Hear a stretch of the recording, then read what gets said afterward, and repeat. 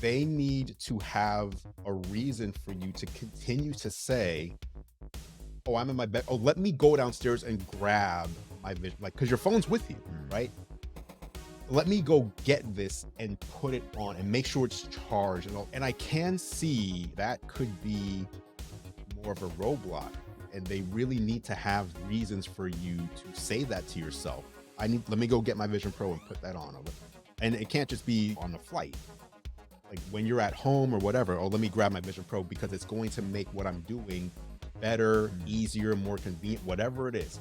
If I'm editing in Final Cut and I put my Vision Pro on and I can blow up Final Cut huge in front of me and I can really it has to make things you're doing better, more fun, more convenient. And if it's not doing that, why would I put it on? John, how you doing? I'm good. Happy to be back. Been a minute. First show of 2024. And we're starting with a banger. Woo! Big news week, crazy week. It's Apple Vision Pro. the biggest week for Apple since Apple Watch in 2015. Or maybe even since the iPhone. Who knows? Whoa. A lot of hype going on right now. And to contribute to that hype, the hypiest of all hype. Yes, we're doing our jobs this week by bringing in Apple's biggest hype man. A titan of hype men. Controversial, yes. I will say. King of controversy, Mr. Sam Kohl. Apple Track is here. How are you doing, sir? What's up, guys? What's up? It's a big week.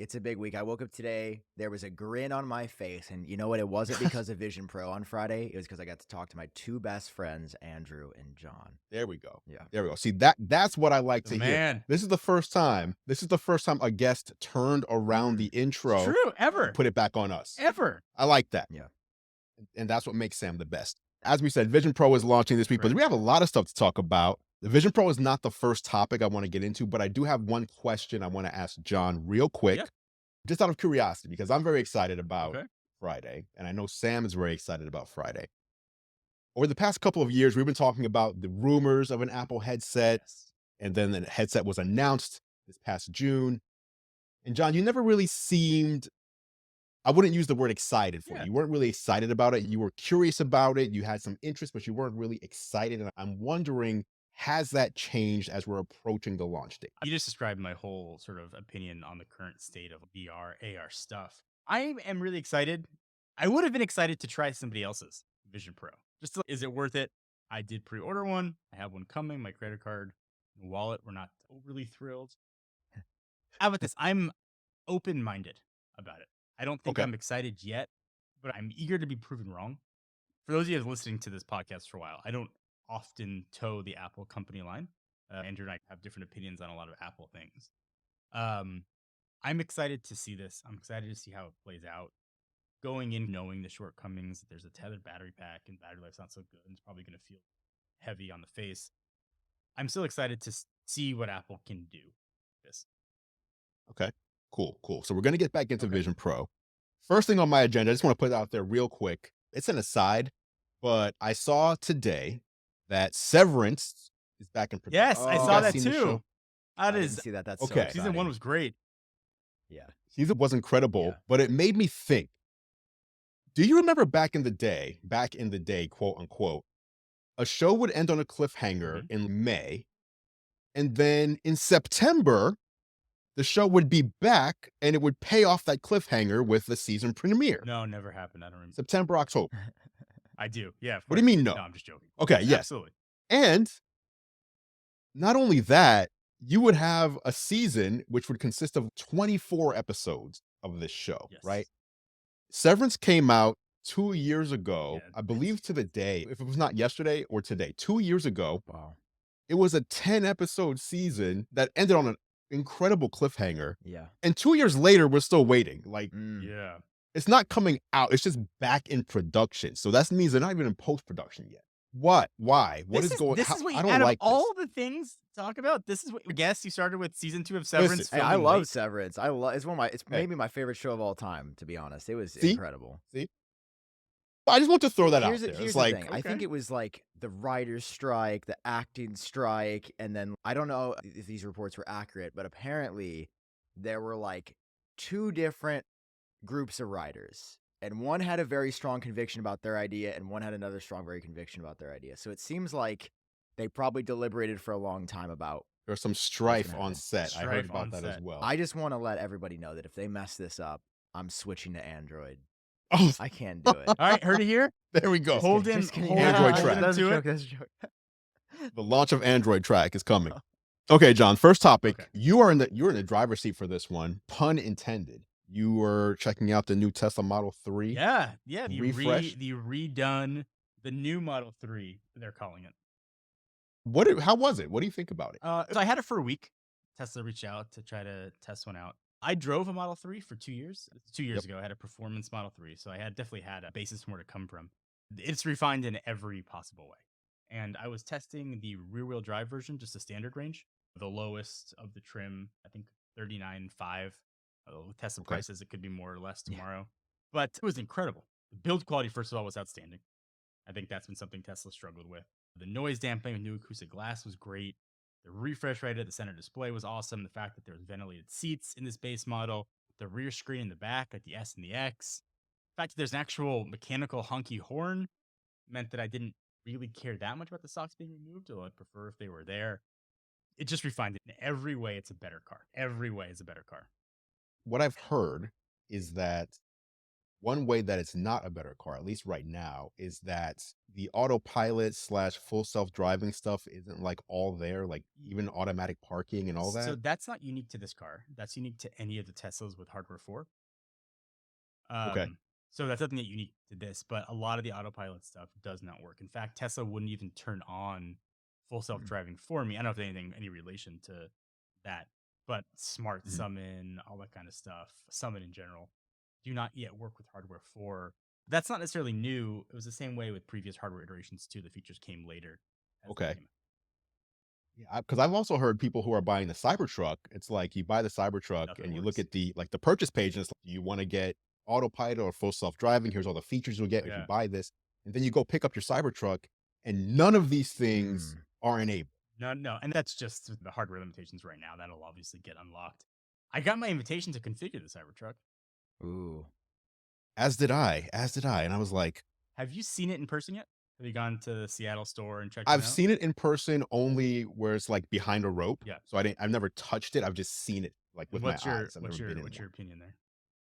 I personally, it grew on me a lot. For me, I feel almost like I'd be driving around town feeling like Master Chief from Halo. Yeah. Yeah. I like it. The thing is, obviously parking it is going to be not the easiest thing. It's big. Right? It is. I don't know if Yes, like it's if very you haven't big. seen it in person, it's big. It's a monster. But the other thing is, as we've seen with Tesla, like they don't even have model years so much as it's like, hey, we just decided to Yeah. fix this one part. Just from now on, anybody that buys this car, we're just fixing this part. Yeah. So I always feel like the first generation or the first release of a Tesla vehicle, that's not going to be the same car even 6 months from now. They're going to find a couple things that they're just going to modify and change. And so it just feels like a poor decision to buy one right out of the. Would you get it Crazy. otherwise though? You have no issue with the aesthetic, the look of it, the size of it. I think I would. And I would use it as my primary vehicle. Whoa. Yeah, primary, because I have no need for 2 cars, so Sure. I Yeah. trade in the Y, go Cybertruck until I get tired of it. I really want one. I think it's like one of the coolest looking cars ever made. And I did the math. So I have a question for John as well. Yep. I'm currently on an S, refreshed S, like a 2022. Great car. I do really like it. It's very fast. It's a little boaty sometimes just because it's so long, and it's decently wide as well. So my first question, the first comment is, I wanted to get a Cybertruck, but I did the math, and it's just like I'd be losing many thousands of dollars if I basically sold Did you my get your S S now. new? Did you get it new? Yeah, and Pre-price giant price drop. I bought it, I think, about 91 peak. To be clear, 101, I think, for the long range. Yeah. But yeah, it's definitely gotten me a little bit, which I'm like, hey, whatever. I owned the car for a year before that price drop happened, so I definitely got a good value. Got your out of money's it. worth out of it. But now looking at the 3, I'm like, man, I did look at the math, and it seems like the new 3 is cool. It's a little bit more sporty as far as the handling goes. Do you think it'd be worth even thinking about switching from an S to a 3? It'd be slower, lower range, but new aesthetic. Yeah. So I can't speak to the financial side of it or how that would impact you. That's a personal thing. Yeah. I have often struggled with what the appeal of an S is when the 3 was so good for a while, even before the refresh. And I drove an S. I love the S. It's slightly larger. There's some differences, door handles, storage, and that kind of stuff. But for a third of the price, it's tough. You may want to wait for a performance 3. That might make that gap a little bit smaller. I only drove the standard range. It felt quick but not fast. I imagine the The long performance is not out yet. they Is haven't what even you're announced saying. it, but obviously Okay. it's coming. I think you'll get a lot of the things that you have in the S right now, plus some. So you'll lose storage, right? You'll lose some of the width of the car, but you get rid of that boaty feel. It'll be more sporty because it's lighter. You'll gain ambient light, which is Yeah, really nice. that's cool. Do you have the yoke? Imagine you have the yoke if you got it. I do. Right? So you'll get an actual wheel and a honky horn if that's something that's appealing to you. But I'd be hard pressed to see why people would go, unless they need the exercise, go for an S over 3. I really would. Yeah, especially with this refresh. Like before, it was, oh, the S just got refreshed. In 2021 literally took 10 months to get it because it was so hard to obtain. And then now that I saw the 3, I'm like, oh yeah, I think I would have just gotten a new 3 had it looked that way. But the S, I had a 2019 3. So it was a pretty big change from that. But Yeah. now it's hard, and then the Cybertruck's in there. And I'm not an Elon fan per se, but I'm definitely a Tesla lover. And That's fair. I like what they're doing. Where you live, though, like where you just moved to, I'm assuming Cybertruck would be just an unwieldy vehicle to drive around and park in LA. Yeah. It'd be a little Right. tough. Get that Yeah. free. I'd be valet parking everywhere, and I think even they'd be like, we can't park this. It does have rear wheel That's steering, incredible. in all fairness. True. So Sam's not going. He's not going Cybertruck. I can't see yeah, it. it's Can't got see that. it. Listen, if I just had the cash for like a fun little car, I'd Yeah. buy that in a heartbeat. Not even a question. But I don't. I'm not in that position yet. Not yet. Not yet. Not yet. We'll get there. Vision Pro Yeah. coverage about to give you that bag. Let's move on to that. Apple Vision Pro launch week. I went down to LA 2 weeks ago, week and a half ago, to see Vision Pro. My incorrect assumption was that it was like a preparatory meeting to get fitted, get everything dialed in so that your review unit is on point. Fair. I believe I was incorrect because Vision Pro comes out in 4 days and I have no review unit. And Mark Gurman says reviews are dropping tomorrow morning. So I am not on that list, but I did pre-order one. I'm curious, and you both did as well, I'm assuming. Like John, I think you said earlier. I did, yeah. You pre-ordered 2. Okay. So the downside for me, I don't mind pre-ordering devices at all. The downside for me, I guess all 3 of us actually, being on the West Coast, is the device will come out in stores at 8 a.m. Eastern time, which for us is 5 a.m. Yeah. And then for those of us who ordered home delivery, at least for me, sometimes like UPS for me has already come today. They came around 10 a.m. But sometimes they come at 7 p.m. Yeah. And so is the Vision Pro arriving at my doorstep at 10 p.m. Eastern time? And then I'm going to get started. Like the goal for people like us is we need to get stuff out as close to release as possible. And so that's the disappointing thing. I was trying to check out, and every time I went to check out, the time that I had for in-store pickup was like no longer available. Yeah. And after three attempts, it was all gone for day 1. So I had to Oh. choose UPS I delivery. kept getting a payment card error. Every time I'd go back in, it would kept pushing the time back. That so too. I did the same thing. I think I have a case that's for in-store pickup, but the Vision Pro itself is Oh my God. being delivered here. I was just gonna say I got really lucky. I got an 8 a.m. time slot at an Apple store. Real fortunate. 8 a.m. and what? Don't you have 3 of them? I mean, we're making sure that we're getting one on day 1. That's all I'll say.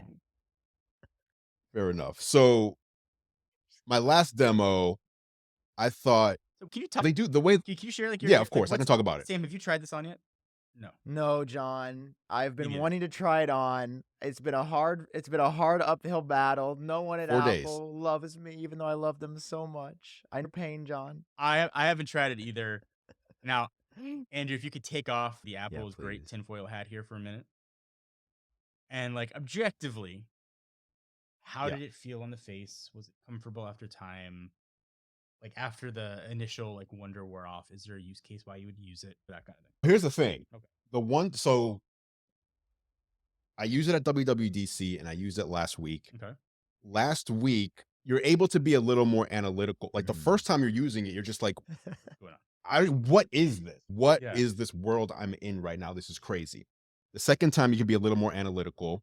It's still incredibly impressive. But what I immediately saw, or maybe after a couple minutes, Yeah. as you're sitting there doing it with an Apple employee to your left and an Apple employee to your right, taking notes. fair. So one of them's talking to you the That's whole fair. time, and one is like just writing notes down, right?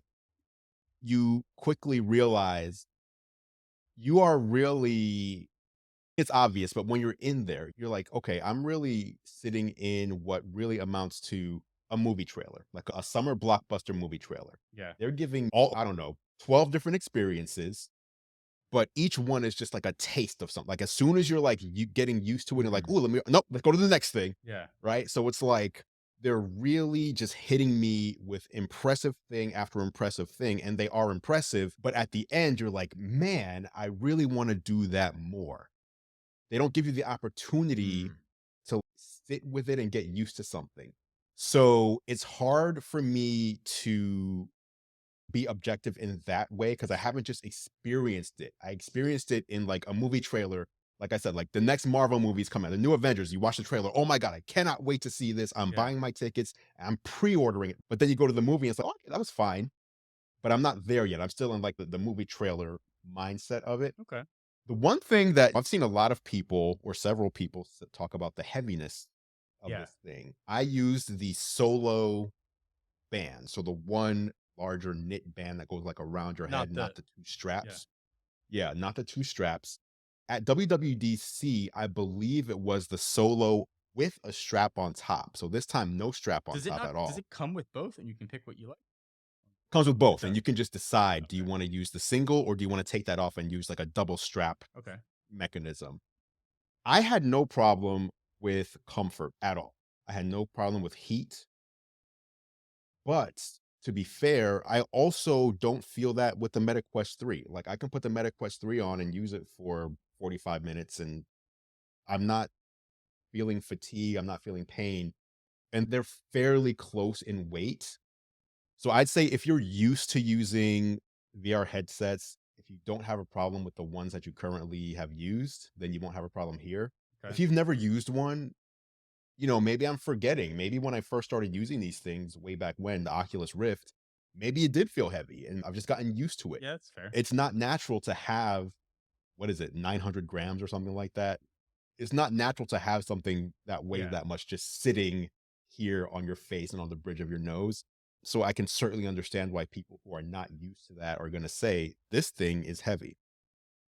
For me, I didn't have any complaints about comfort. In fact, when it was done, like it was for me, I was like, no, I want to keep going. This is, How long like did I you said, have? I'm having How a long? great time in How here. long did you have it on for again? I want to say between 40 and 45. Okay. So I had the 1 hour appointment, and some of that was measuring, and some of that was explaining to me what we're going to do. Yeah. And then part of it was afterwards, I took it off, and they were like, we have one more thing to show you. And we walked over to someone else's office. They were like, someone in here is working, and they're using Vision Pro, and you're going to go in and see how they're working. I walk into the office, and they're using Vision Pro, and then it changes quickly from Vision Pro like colors to their eyesight feature. Yeah. So I could experience what eyesight looked like from the outside. I don't know. I don't know if the way I felt was just like, oh, it's cool. I'm finally able to see this. Or if it was just like, this really feels distorted. There was like a feeling of like Confusion. weirdness. Yeah. Like it was like, Yeah. it's weird. And I didn't know if it was weird because it was like, I didn't know if this was going to be like were you even releasing this yet? You haven't shown us at all. Yeah. So was it going to be ready day one? Here it is right in front of me. Do you guys? They try to put, Do you see a use case? go Do ahead. you see a use case of this though? Like, you see a use case Of for this feature? No, of in general, a Vision Pro. What's your use? Just a Vision Pro in general? What's your use case for this? I think the number one use case, the most fascinating thing for me, until we see the developer apps, the Okay. most fascinating thing for me, number one, was entertainment. Okay. Like I watched the trailer for Star Wars and I watched the trailer for the Super Mario Bros. Movie. You haven't seen 3D content until you've seen it in here. And it's Like not bad. no, it's It's the opposite. Like this is the only way I want to watch TV. Let's put What? it like that. This is the only. It's not when you go to the movie theater and they give you the 3D glasses and it dims everything out or it like cuts the resolution per eye. No, instead they're giving you full resolution in each eye in 4K HDR.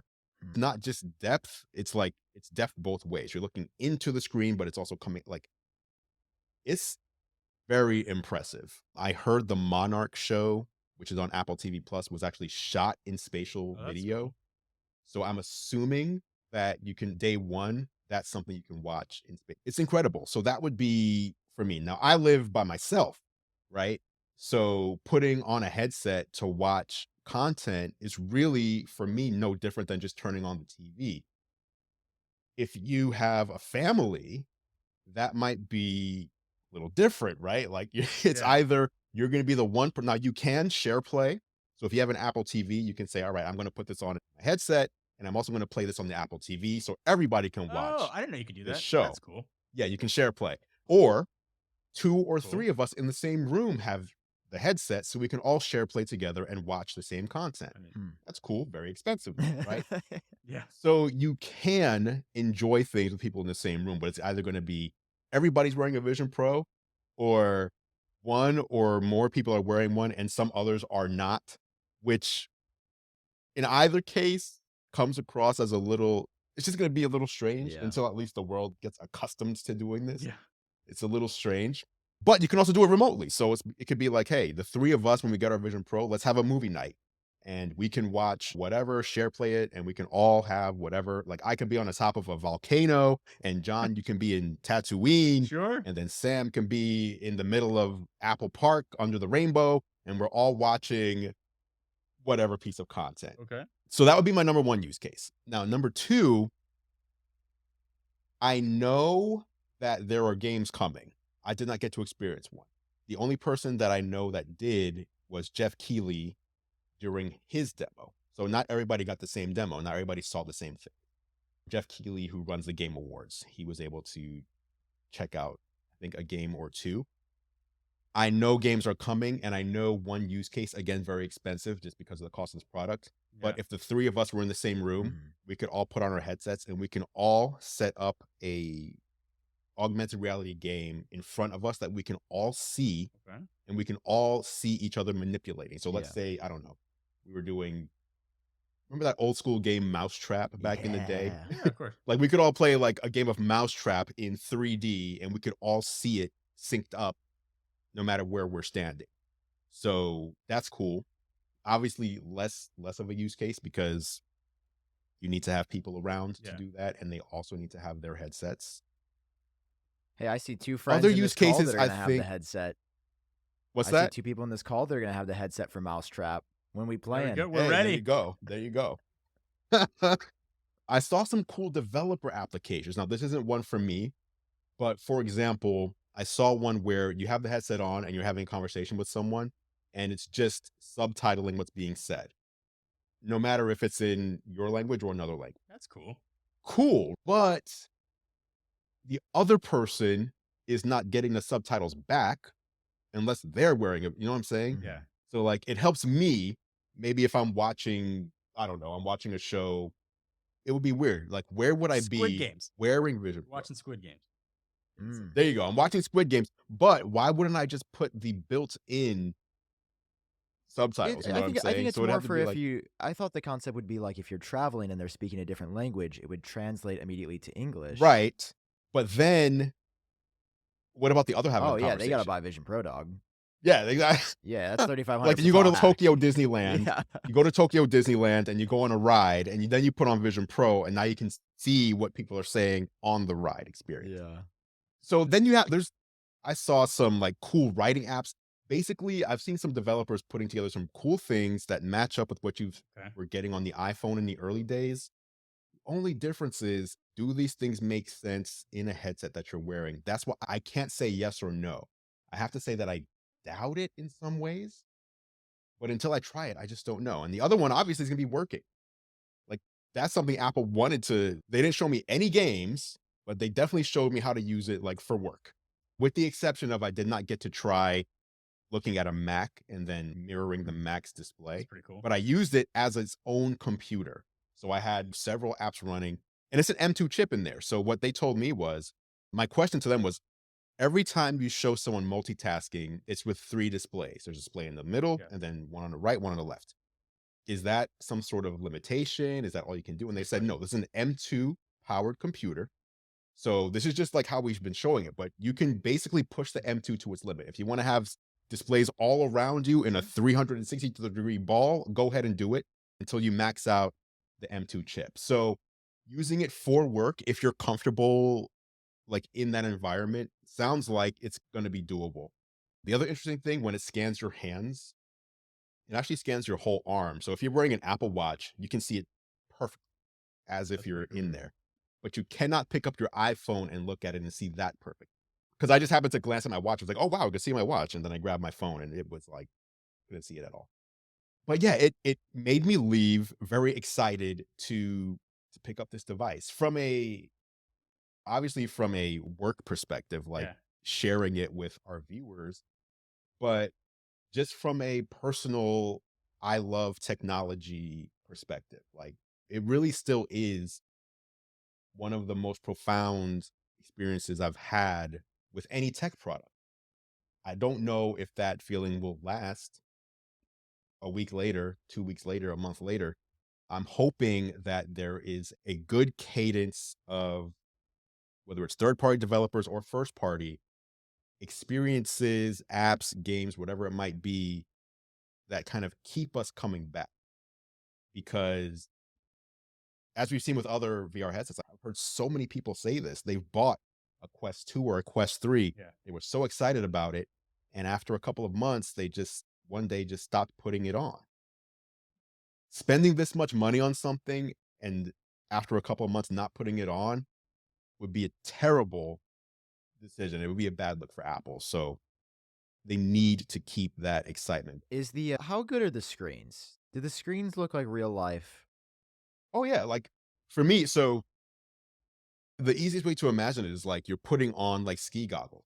Like it's literally you put the ski goggles on and your world doesn't change, So if right? I'm You moving my lift it up hand, and you like, go, is it gonna look like a oh, it's real time. really?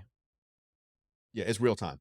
Because they said it's updating, I forget the how many 12 I think it was 12 milliseconds. milliseconds or something, which is 8 times faster than a human blink. Jeez. So that's you're not gonna it's imperceptible. Okay. That's pretty sick. Yeah. I still have a hard time seeing what the killer use case is.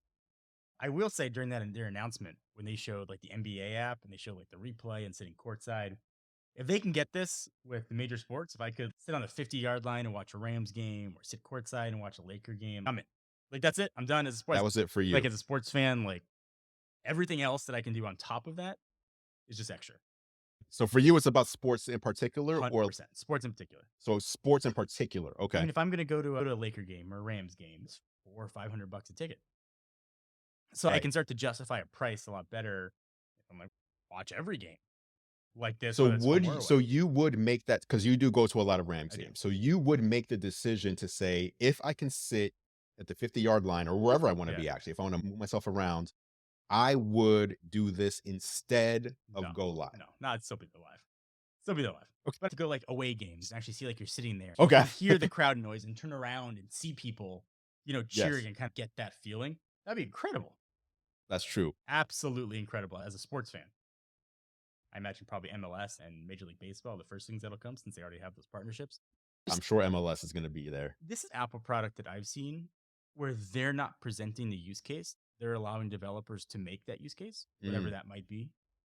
And I think that's interesting, right? Apple Watch was obvious what that was. iPad, it was internet as a device for watching content. And then ultimately, eventually creating content. iPhone was pretty obvious what that was. But they're not presenting like a use case here. It's that because I hear a lot of people Okay. saying that Okay. about this product, and Yeah, fire away. I think it's incredibly clear what it is. Everybody's kind of, what do you do with the Vision Pro? What do you do? And I'm saying this to be facetious, right? Because it's something I've heard a lot. And I think it's fair because there's clearly some confusion. A lot of people are like, Okay. I don't know what I'm going to do with it. So I feel like I know exactly what I'm going to do with this headset. I'm going to talk to people that I care about in virtual FaceTime with personas. I'm going to watch content and maybe get a little bit of work done, right? Like, that's what I'm expecting to do with this. I was on 60 flights roughly last year, first of all, that's too many planes.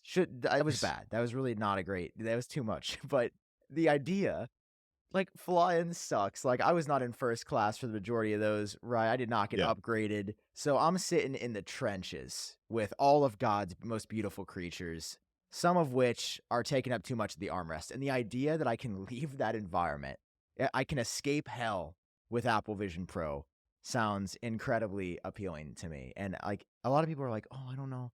Am I going to like this on a plane? Like, are people going to look at me? Dude, I'm walking on the jet bridge with this thing on. I'm asserting my dominance. I am the weird tech freak that the future warned you about. I'm wearing this thing on. I want my little googly eyes to pop out when the flight attendant comes over, and it's gonna be sick. I'm gonna be like, "Hi, please give me my water." It's gonna be awesome. So That's incredible. I'm assuming your flights are under 2 hours. Every plane that you've been on. I bought Um, multiple batteries, John, for that exact. So you're situation. gonna be buying multiple batteries. Yeah, I bought You 4 can also batteries. plug in, just to be clear. You can also plug in to the seat power. True. So you're gonna be going with multiple batteries on this. More power to you if you're gonna do it. That doesn't seem like a killer use case to me. That's like another way to do something you're already doing.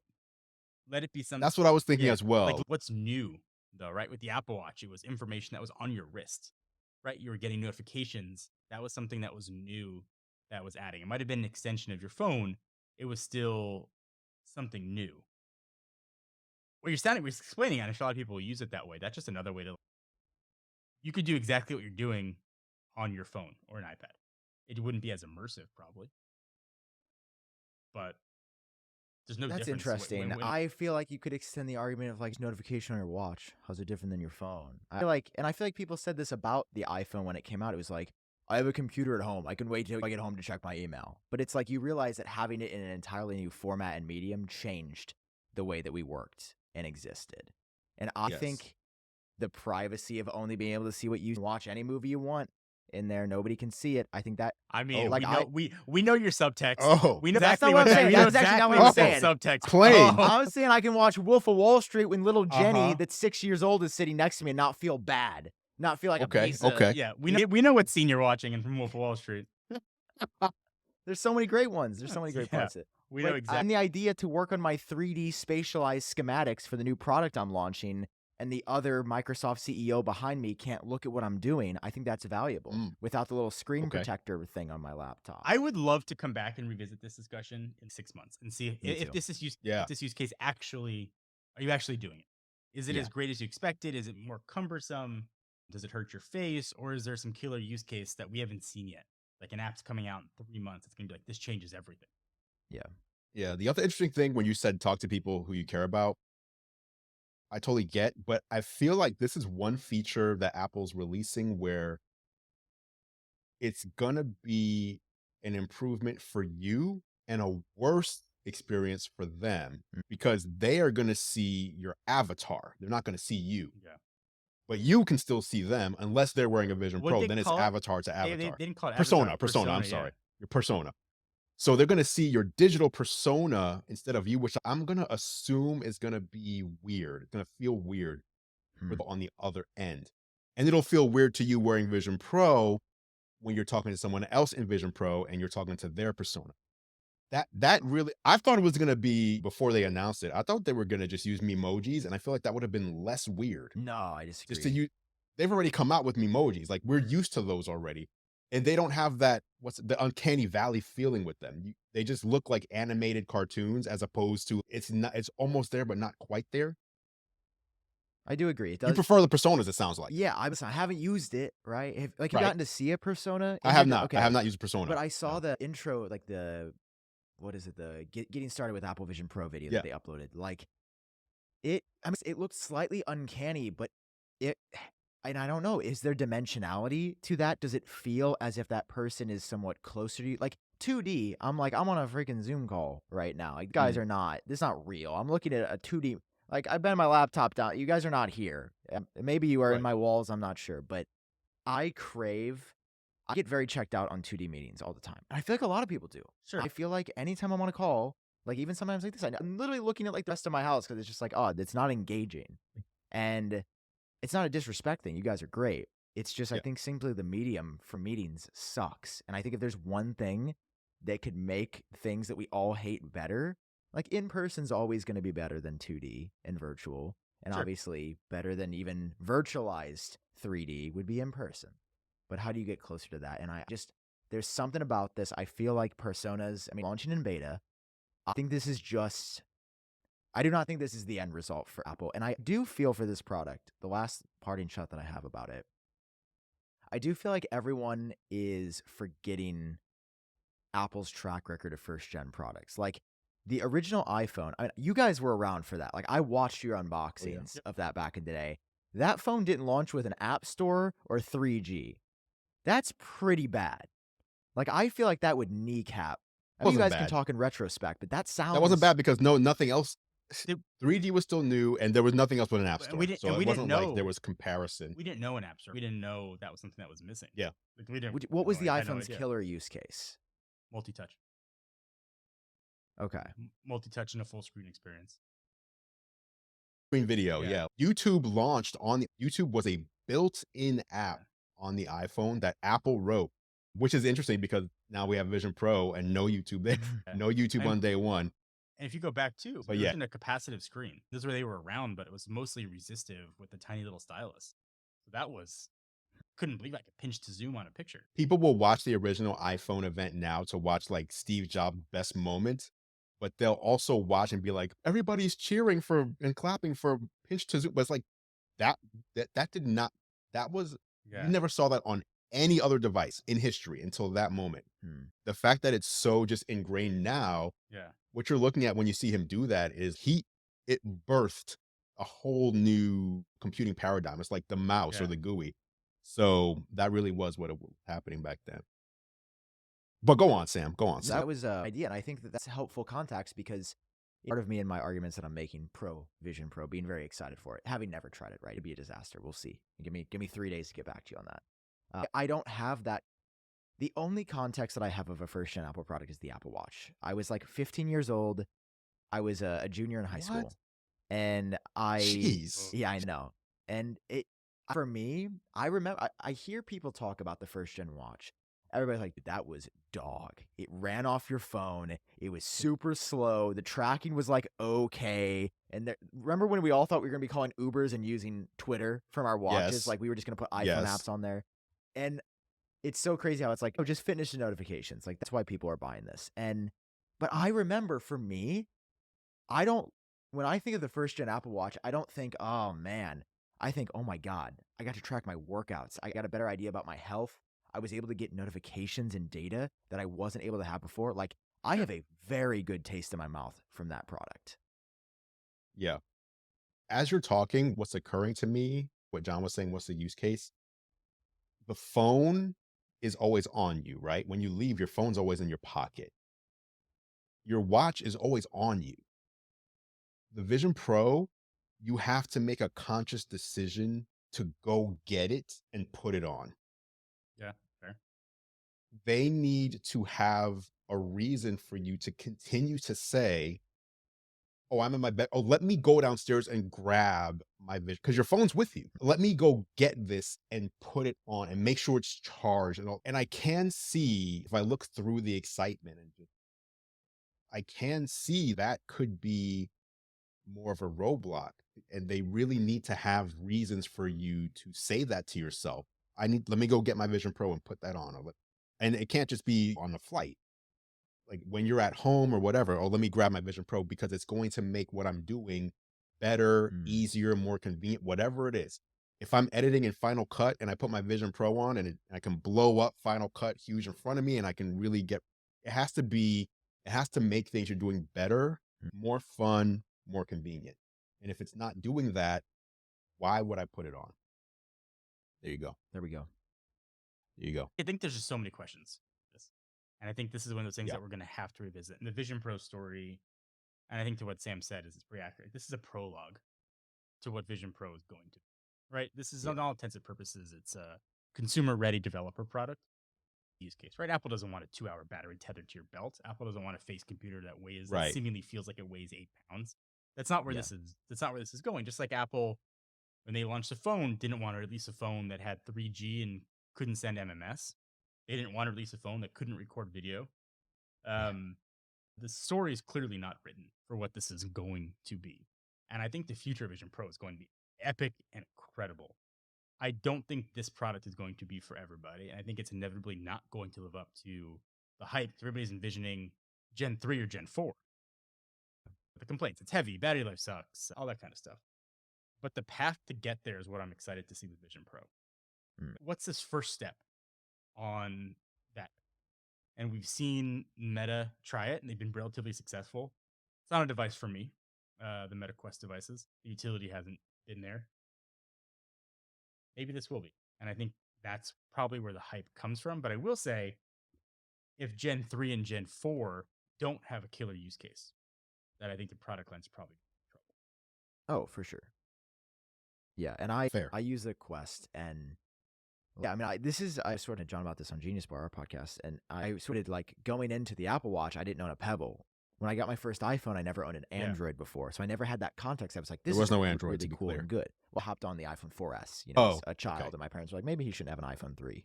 Like, maybe he should get just a Yeah. flip phone.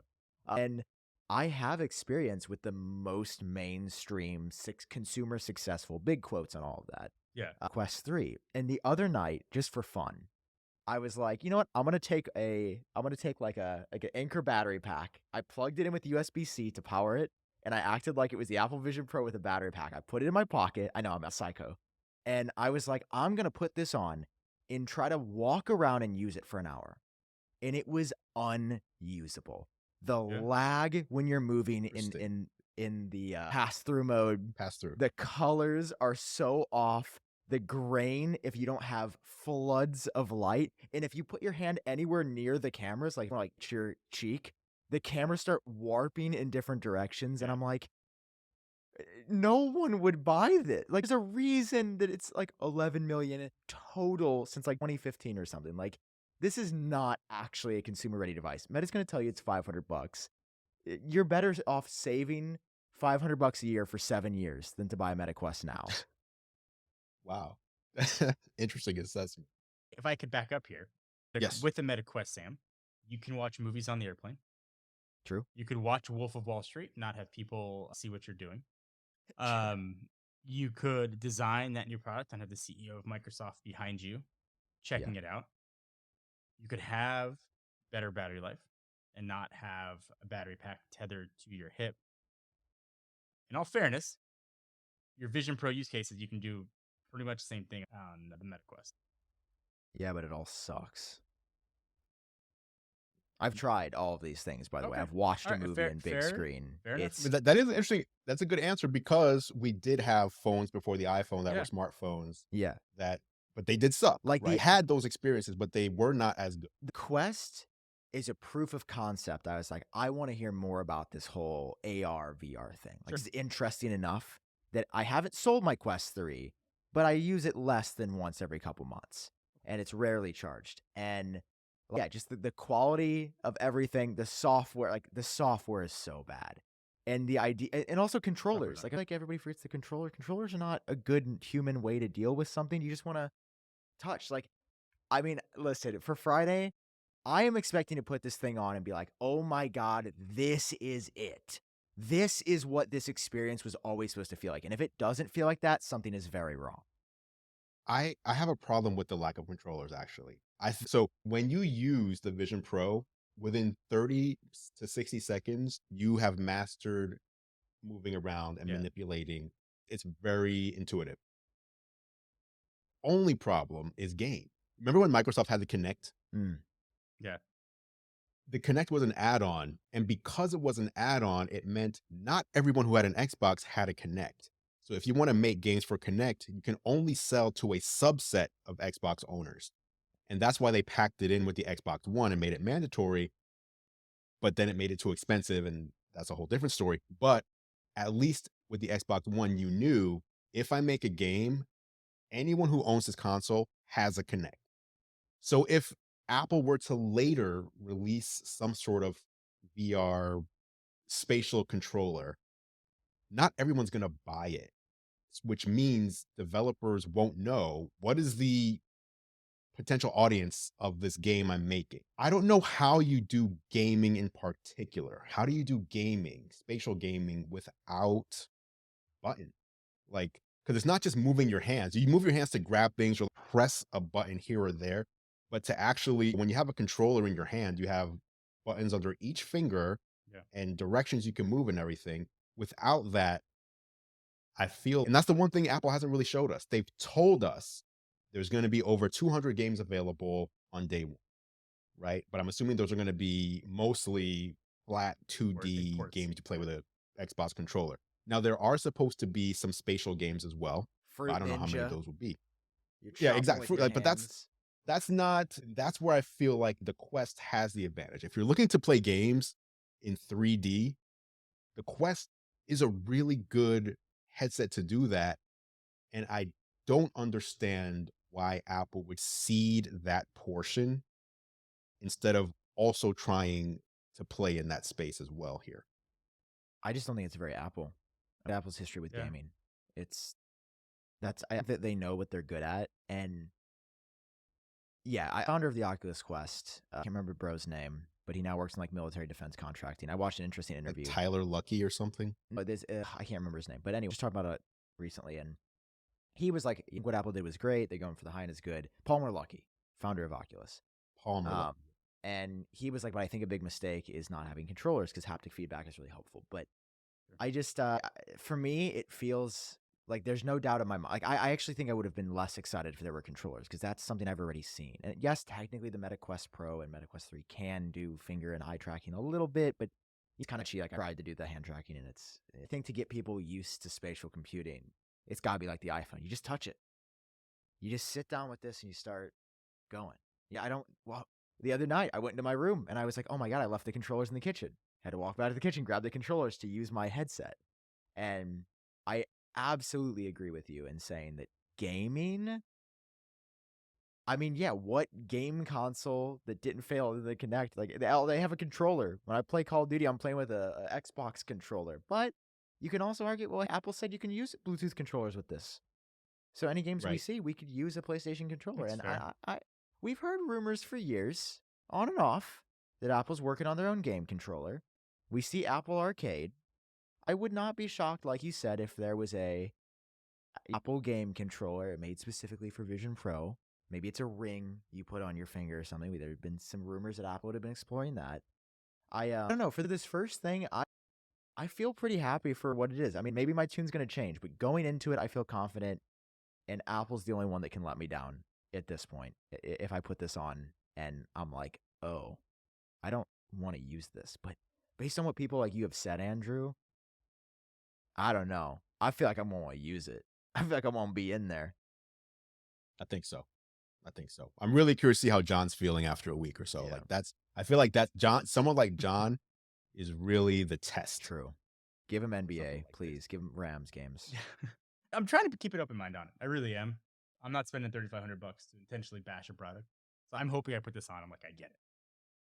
All right, that's Vision Pro. Let's move on to one more topic I want to talk about. Huge news this week. Big news. I don't know if people understand, but this is the biggest change probably to the iPhone since the launch of the iPhone, in my opinion. Because for me, hardware really is nothing without software, and this is a huge software change. So I'm just gonna read some stuff and then we'll talk about it. Okay. Few changes. First, globally, not just the EU, game streaming apps are now allowed on the App Store. So that's Xbox cloud streaming, Netflix games, NVIDIA GeForce Now, etc. That's all allowed starting earlier this week or last week. Third-party app marketplaces in the EU, which Apple can approve for functionality but not content. In other words, if you have an app that is X-rated content or that is all about jailbreaking device or whatever it might be, it can't actually do a jailbreak, but like teaching you, gambling, Real slot NFTs, machine. Yep. crypto. As long as the apps work properly, Apple has to approve them. Again, only in the EU. That's nuts. Web browsers using non-WebKit engines, which means Chrome can use Chromium, only in the EU, but The third-party app marketplaces and this browser thing are only for iPhone, not iPad OS. So if you want to make Chrome, you need to make Chrome for iPhone in the US and then Chrome for iPad, different than Chrome for iPhone. The biggest one, or most interesting to me, is a new core technology fee of Yeah. about 50 cents per app download and per app update after you cross 1 million annually. So developers have these three options, and then we'll talk about this. Number one, stay in the App Store under the current rules exclusively. You pay the same as you pay now to Apple, and there's no core technology fee. Yep. Number two, opt into the new EU rule. You can choose to remain in the App Store if you want to, and your fee is reduced from 30%/15% if you're a small developer, down to 20/13%, plus the collection of that core technology fee. Or you can use your own payment system and pay 17% or 10% plus the fee. Third option is distribute your apps in a third-party app marketplace. No option to use Apple's payment processing since you're not in the App Store. No percentage paid to Apple, That's but you crazy. still need to pay that core technology fee. This whole thing sounds Once like you so opt nuts in, that it's real. Yeah. once you opt into the new EU option, you cannot go back. Wait, really? So if you say I want to, you cannot undo that They're option. So if funny you as say hell for that. you can't just try it out. If you decide we're gonna do this, you're locked in, and that core technology fee is a part of this going forward. Hmm. Apple obviously believes very strong Mhm. that what they have built in iOS, they deserve to be compensated for no matter what. Even if you don't use their payment processing system, even if you're not in their app store. And proof of that is in that core technology fee. I can't imagine what Apple's response would have been if, let's just say, Verizon said, your Yeah. iPhone runs on the network we built. Every iMessage that gets sent, we want a core technology fee. It goes through our wires. Crazy. Apple wouldn't be cool with that. This feels like I don't feel like Apple ever is a good negotiator. And I don't mean like a bad faith negotiator. They don't know how to negotiate They just take if no they're not in a position hostages. of power. Yeah. If they're in a position of power, hey, here's what like Eddie Q or whatever, Tim Cook, they'll negotiate all day, right? If they are up against the government, it seems they don't know what to do. And they're just grasping at straws, trying to keep this money that if you look at the whole of their income, Yeah. I don't get the point because this is such a small drop in the bucket and it's just going to keep inviting regulatory pressure, not just from the EU, not just in Japan, where they're also doing something similar, but here in the US, where we've seen it keep cropping up. Like, Tim Cook, what are you doing? What is going on? I see. I view that. What do you guys think about I view this? this as Apple very clearly knowing that they were acting monopolistic and not in good faith from what the EU standards are. They know they're wrong. It's like if I catch my kid getting an extra cookie, I'm like, why are you getting an extra cookie? Like, sorry, shouldn't have had that cookie. This is, I think, Apple realizing that whether you agree or disagree with the EU's saying, as the laws are written, they were clearly in the wrong. It's a good way to look at it. I feel like that's a very objective But take. what about what? Okay, so they're in the wrong. But this is like their way of saying, okay, we were in the wrong. So we're going to offer these other things. So now we're in the right. But the other things that we offer as options for you, the developer, will be worse. So therefore, you're just going to want to keep doing what we were doing in the first place. So it's the illusion of an option without really giving you. 100%. Yeah. Exactly. Because again, let's go back to the kids thing. It's, I'm not touching him. You told me not to touch him, but I'm not touching him. They've got their Yes. hand a millimeter away from his face.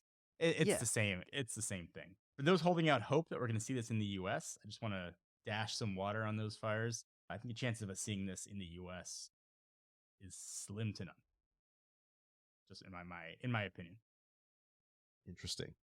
My thought process on that was, and I could be wrong, how long are they going to want to put resources towards having a whole different system of iOS just for one, Sure. not a country, but one region? But I can see them doing it out of spite. It's just I'm not sure that they would want to. I hope I'm wrong. I This have a hard core time seeing it. technology fee. Yes, the core technology fee. Let me talk about this for a Yeah. second. So it's for developers who have it kicks in after 1 million downloads or updates. So if you have 1,000,001 in 1 year, you owe Apple 50 cents basically. So this is obviously a fee on their competitors. Mhm. This is a fee on Netflix, Facebook, YouTube, Spotify. Spotify, Yep. because these are the apps that have tens of millions of downloads. And anytime they release an update, there's another 10 million, right? Yeah. This Apple had the rule was they had to separate App Store profitability from iOS profitability. And this is their way of doing that. I can see the CTF being acceptable to the EU for that reason, because the ruling wasn't you're not allowed to make money from the iPhone. It was you can't pair these two things together and profit from the combo. So they're splitting it. But like we know Google pays Apple, I forget how many billions of dollars to be the default search engine, Yeah. right? How much more are they going to have to pay if they opt for it Mhm. to have YouTube and Google Docs and Google Calendar and all these different apps that get updated at least a couple times a month, 50 cents per user per download? This is just, Yeah. it just goes back to what I said a minute ago, which is we've given you options, but they're not really options you're going to take. No. You're just going to stick with giving us our 30%. But they that did we it, deserve. right? It's there. And say they did it. This, I feel, this is another thing that's going to, like, the news of the week should be Apple Vision Pro is 4 days away. And instead, that's almost in the background because it's, oh, what, Netflix isn't there? Spotify's not there? Like, why? Yeah. I can see why. If I see why you're not rushing to support Apple's new hardware when you feel like, as the Spotify CEO said, you're being extorted, right? Now, I don't know if you Yeah. are or not, but if you feel this way towards Apple and the product's not going to have that many in the grand scheme of thing, big market share compared to Yeah. all the other devices, why would you rush and put something out? And this is on Tim Cook, by the way, because it's Tim Cook's decision to do this, but it's also Tim Cook who failed to get Netflix and YouTube and Spotify because Apple knows when Vision Pro is coming. Of Apple course. has really good relationships as far as like NDAs go. And we've seen, hey, here's our new product. And coming to the stage is someone who's had it for Yeah. 5 months and they've built this, right?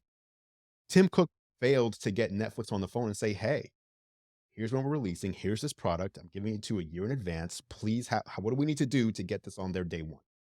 He didn't do it. If he tried to do it, he failed. And if he didn't try to do it, I also consider that a failure. So Apple's relationship with developers right now seems very touchy. Hostile. Just be Yeah. honest. Yes. It's hostile. They're pooping in their cereal, dude. Like, I don't understand.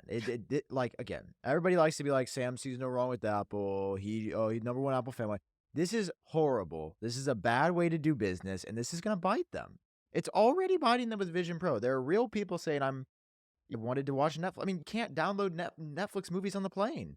You can Right. use the browser. Okay, great, Netflix. I can't use the browser because I'm not paying $15 for an hour of Wi-Fi on United, all right? It's not happening.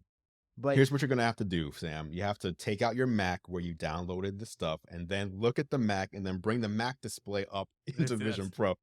Seamless experience. Yeah. the point being, It's terrible. yeah, developers are upset. Now, do I feel bad for Spotify? No. Spotify wrecks artists. They don't want to pay them any I money. agree. They pay them the least of any streaming service. When Daniel Elk, when the moose looking dude comes on there and he's like, Apple, it's like to pay artists maybe. Like Apple Music pays them double or almost triple, I think, what Spotify does. So whenever like Spotify's business practices are extremely bad for the people that they I help, agree. to be clear. So when I see him crying, I'm like, look in the mirror, bucko. However, setting that to the side, Apple's being very developer hostile. They're saying, developers, guess what? We own you. You don't have anywhere else to go. This is the best place to be. And even if that is true, which frankly it counts for a lot of people, it's making people feel like they're kind of hostage to a situation that they don't want to be in. And it is absolutely going to make people over time start to look at other platforms where people are nicer to developers. I don't know why Apple doesn't find a way to have both. There's a creative solution here where Apple still gets something. Reduce the fee in some way. Incentive for if you make a really good app, you pay less. If the app does It should be if you're getting millions of downloads, you pay us less because we're making money at scale. Like, there's just so many solutions to this that are not F off, we own you. And seeing how developers react in real time is really sad. And if I was Apple, I'd be scared, especially on the heels of an entirely new product launch that will frankly be decided by developers and what they make. It's a wild Yeah. time to be doing this. I really feel if Tim Cook, and Tim Cook is a great CEO, obviously, Oh, yeah. but I do feel like if anyone else had that job, this would not be happening. Like, this bad look with developers is like Tim Cook's penny pinching. We need to extract every single amount of value that we can out of all of our platform. And I don't know. I think I almost feel like it's just disgusting. Thank you for joining us this week. Thank you guys. Thank you guys for having me. Leading up to Vision Pro. I would love, if I may reinvite myself in 3 to 6 months, I would love to come back once we all have them and either say, gosh, I was so wrong. They messed up. I don't know what I'm doing. Or if I'm like, this thing's pretty cool. I'd love to revisit. Of course, we will be. And next week, John, we will have our Vision Pros.